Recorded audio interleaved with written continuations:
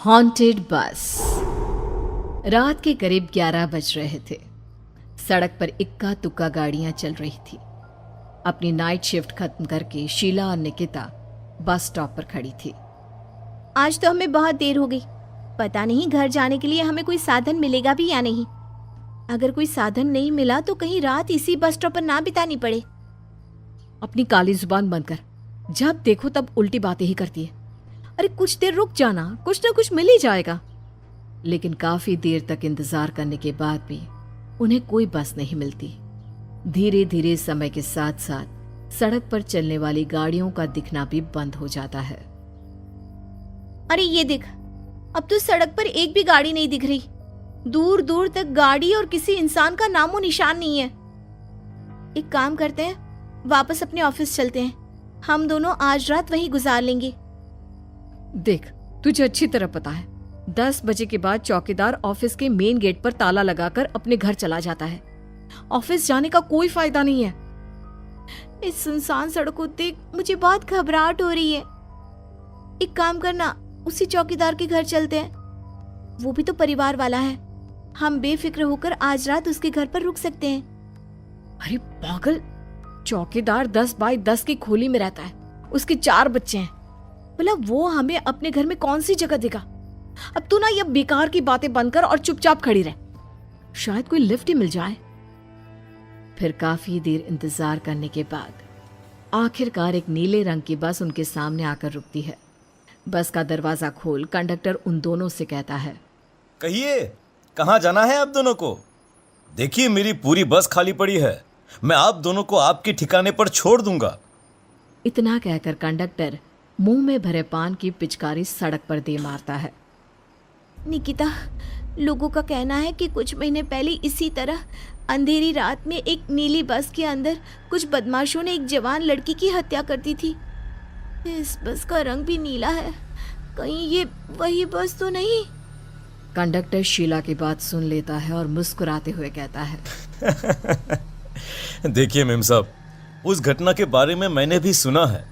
माना कि उस बस का रंग और मेरी बस का रंग एक है, लेकिन दुनिया में नीले रंग की एक ही बस तो नहीं है ना।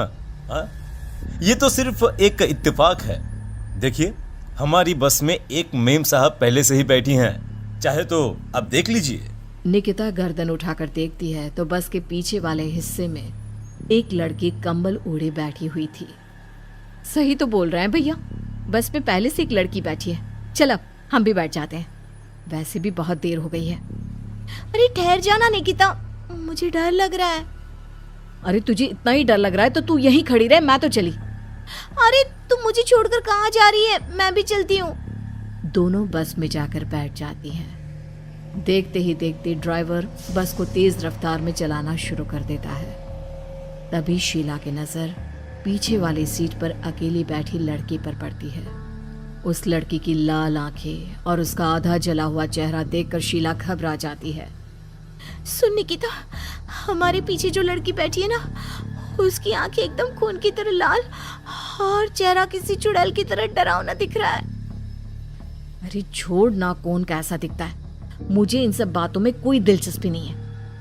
मैं थोड़ी देर झपकी लेना चाहती हूँ, इसलिए अब तू अपनी बड़बड़ बंद कर प्लीज। बेफिक्र निकिता अपनी आंखें बंद करके बैठ जाती है। दूसरी ओर बस जंगल के रास्ते में पहुंची है। चारों तरफ घना अंधेरा और साथ ही जंगल में मौजूद जंगली जानवरों की डरावनी आवाजें शीला को और भी ज्यादा डराए जा रही थी। थोड़ी ही देर में बस एक बरगद के पेड़ के पास से गुजरती है। तभी अचानक बरगद की डाल पर बैठी एक बिल्ली कूदकर खिड़की के रास्ते शीला की गोद में आ गिरती है। मर गई रे, बचाओ मुझे, कोई बचाओ। शीला के चिल्लाने की वजह से निकिता की आंख खुल जाती है और वो भी घबराकर इधर उधर देखने लगती है। तभी पीछे वाली सीट पर बैठी लड़की उठकर शीला के पास आती है और बिना कुछ कहे उस बिल्ली को शीला की गोद से उठा उसे सहलाते हुए अपनी गोद में लेकर वापस अपनी सीट पर जाकर बैठ जाती है। अरे शीला, तू तो बहुत ही डरपोक है। जरा जरा सी बात पर उछल पड़ती है। मैं कल से अकेले ही सफर करूंगी। अरे मैं क्या करूं? वो बिल्ली अचानक मेरी गोद में आ गिरी। अपनी बकवास बंद कर और मुझे चैन से सोने दे। इस तरह शीला को डांटकर निकिता फिर सो जाती है, पर तभी अचानक एक झटके से ब्रेक लगाकर ड्राइवर बस को रोकता है। शीला खिड़की से बाहर झांक कर देखती है तो उसे सड़क के किनारे एक काला आदमी खड़ा दिखाई देता है। उसकी बड़ी बड़ी दाढ़ी और अजीब से कपड़े देखकर शीला को घबराहट होने लगी। क्या हुआ ड्राइवर भैया? हाँ, आपने बस क्यों रोक दी? अरे वो देखो, वहाँ वो सड़क के किनारे एक आदमी खड़ा है, उसी के लिए मैंने बस रुकवाई है। शीला निकिता को धक्का देकर नींद से जगाती है। अरे अब क्या हुआ? वो देख, सड़क किनारे कितना डरावना आदमी है। उसका अजीबोगरीब हुलिया देखकर लगता है जैसे कोई शैतान खड़ा हो। अब शीला की तरह निकिता भी उस आदमी को देखकर थोड़ा डरने लगती है। कंडक्टर, क्या तुम उस आदमी को बस में चढ़ाने वाले हो?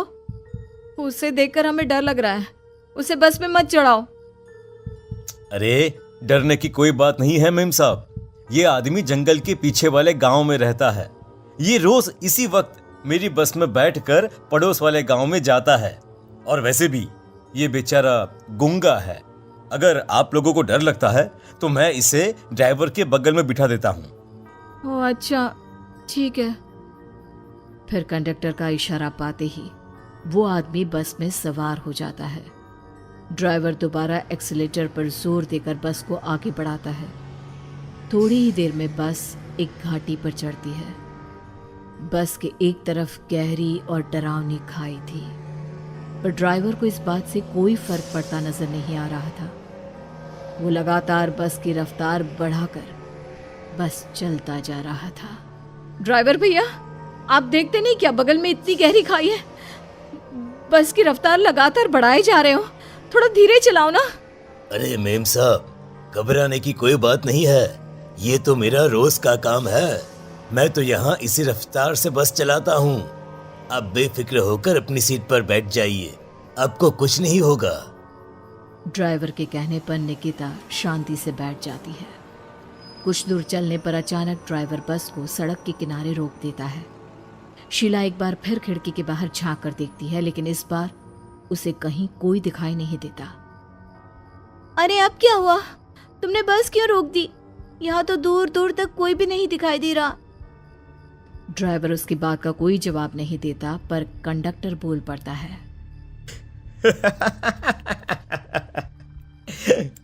ये हमारी फेवरेट जगह है, हम अपने सारे अच्छे काम यहीं पर करते हैं। अब हमारा प्रोग्राम खत्म होने के बाद ही बस यहाँ से आगे बढ़ेगी। इतना कहते ही कंडक्टर सीट के नीचे रखी एक शराब की बोतल निकालता है। अरे ये सब क्या है? तुम्हारे बस में सवारी बैठी है, उन्हें घर पहुंचाने की जगह तुम यहाँ सड़क के बीच में बस रोककर शराब पियोगे? बस में लड़कियों के बैठे हुए भी तुम्हें ये सब करते हुए शर्म नहीं आती? कंडक्टर कोई जवाब नहीं देता और मुस्कुराते हुए शराब पीने लगता है। तभी ड्राइवर और दूसरा आदमी भी कंडक्टर के साथ मिलकर शराब पीने लगते हैं। निकिता, मुझे इन तीनों के इरादे कुछ ठीक नहीं लगते। हमने इस बस में बैठकर बहुत बड़ी भूल कर दी। तू घबरा मत, मैं हमेशा अपने पर्स में छोटा सा चाकू रखती हूँ। उसके रहते ये तीनों हमारा कुछ नहीं बिगाड़ पाएंगे। देखो गज्जू भैया, हमारी बस में इस समय 3 जवान लड़कियां बैठी हैं। कहो कहो सबसे पहले किसका शिकार किया जाए? मैं तो कहता हूँ कि सबसे पहले वो जो पीछे अकेले जो बैठी है ना, उसे पकड़ कर लाओ। उसके बाद इन दोनों का प्रोग्राम फिट करेंगे। ठीक है, जैसी तुम्हारी मर्जी।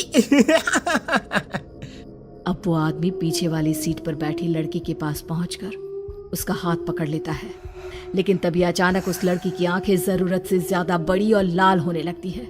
उसका चेहरा गुस्से से लाल और उसके मुंह से नुकीले दांत दिखने लगते हैं। अरे अरे अरे ये क्या?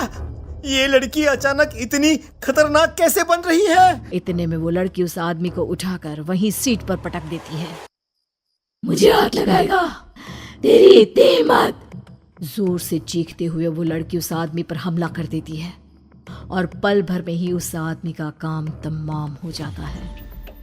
ये देख ड्राइवर और कंडक्टर के होश उड़ जाते हैं। इतने में ड्राइवर अपनी जान बचाने के लिए तुरंत बस से बाहर कूद जाता है।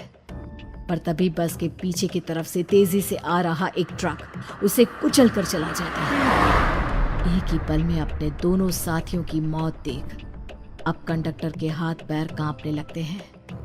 ये सब देख निकिता और शीला के भी होश उड़ जाते हैं। वो चुपचाप अपनी सीट पर ही छुप कर बैठी रहती हैं।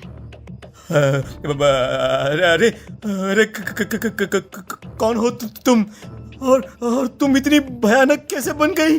अब वो लड़की गुस्से में गुर्राते हुए कंडक्टर का गला पकड़ लेती है। इतनी जल्दी मुझे भूल गए?